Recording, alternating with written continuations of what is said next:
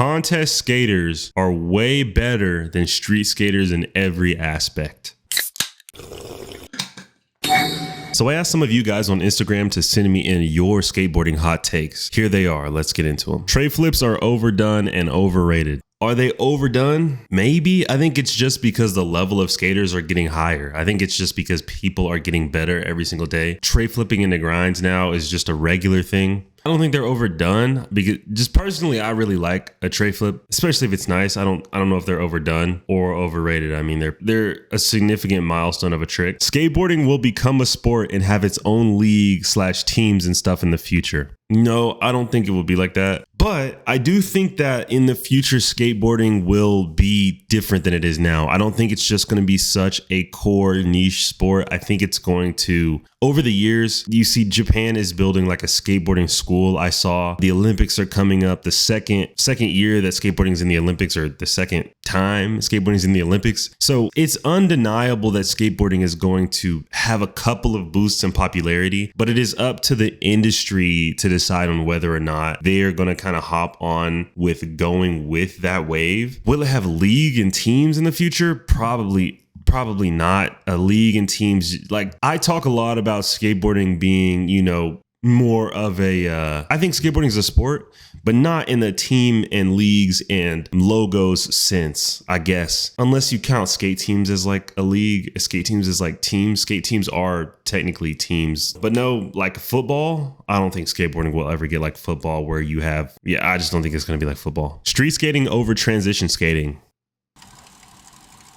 I think this question actually, now that I think about it, street skating over transition skating, I think that's two different disciplines, or not even two different disciplines, but they are kind of cut from the same cloth. Like you can transition skate in the street, like transition skating. What I think is like, this may be like bowls and half pipes, like vert versus street is kind of like two different disciplines, but street versus transition, you can skate transition in the street. So I don't think that this is a valid comparison. But if it's like vert, like Tony Hawk or Milton Martinez, I gotta go with Milton Martinez. I think that street skating is it's just more creative. It's more fun. All of that wrapped up just makes it a better package, I guess. This one is from a dear friend in the YouTube community. Shout out Skate Theorist. This is a blazing hot take. Contest skaters are way better than street skaters in every aspect. Quick intermission real quick. If you guys resonate with how I talk about skateboarding, I have a free ebook to download. You can go to the link in the bio, download it. You have it forever. If it's trash for you, toss it. If you like it, give me some feedback. Tell me you like it.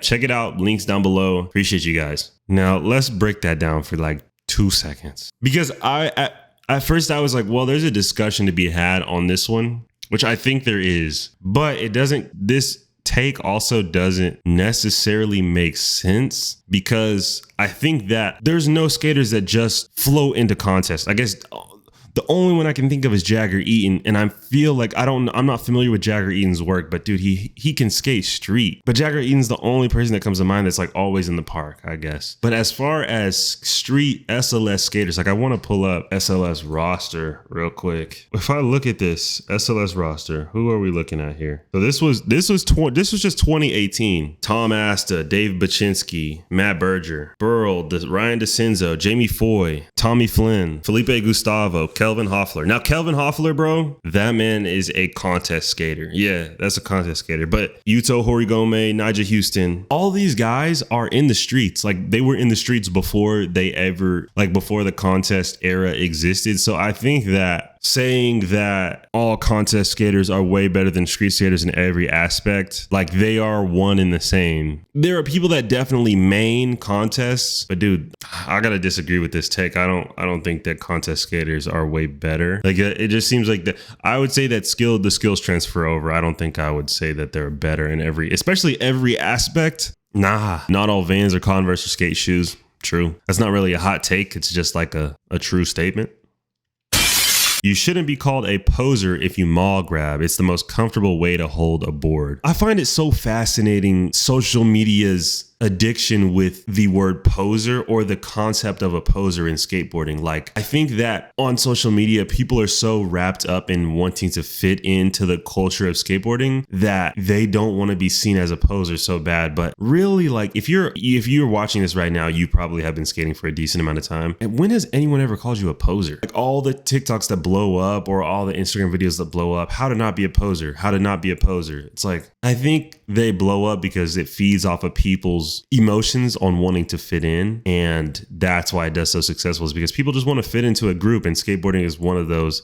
I guess it's exclusive because you have to pay to play, you have to pay to get in, and you pay by your time spent in the game. So yeah, no, you shouldn't be called a poser if you mall grab. But at the same time, like, no one will do it because it's there. Like, because it's in the background of everybody's mind, like, this is a mall grab. Like, people won't hold their board for that reason. So it's still uncool. Even though it's uncool to say it's uncool, it's still kind of uncool, which is like a paradox of uncoolness. So don't mall grab. Don't mall grab.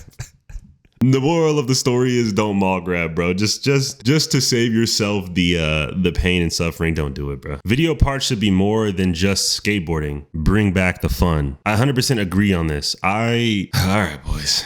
Let me be level with you. Let me just lay it out on the table. Godspeed is one of my favorite skate videos. Point blank, period. I like the vibes. I like the music choices they went with. I like the skaters in it. I like it's like a slice of life skate video. And that's what I enjoy when I'm watching it. And I also found that I can show those type of videos to my friends that don't skate, but they kind of get the vibe that skating gives off when they watch videos like that, because they see how skaters interact with each other, essentially. But no, I really like Godspeed. Like, that's probably one of my favorite skate videos. I always find myself going back to that just because of the vibes.